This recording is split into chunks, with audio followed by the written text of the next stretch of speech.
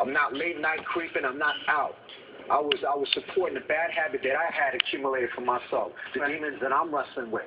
The psychiatrist that I will go and see would rather prefer not for me only be there, but for her to be there as well. And she won't go. She won't go. You indicated in your papers that you believe your drug addiction arose from a particular traumatic event. Is that accurate? Yes. Explain that to me. Before we got together, 2000, I enlisted in the Army.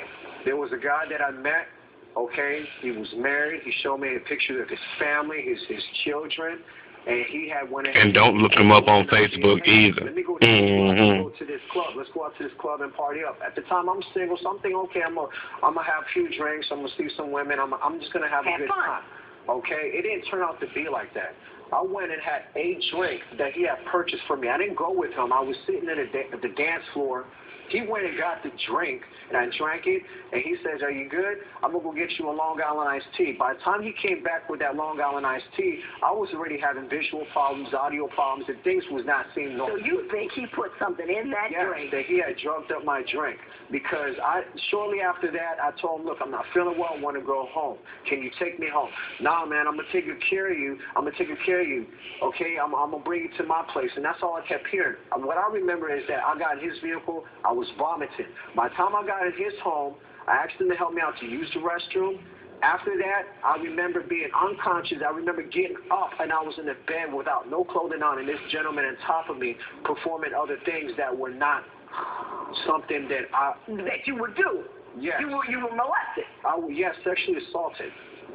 Okay? And what I did is that had a big impact on not only my life, that messed up my career in the military. Ms. Panizza, were you aware of this particular trauma your husband had suffered?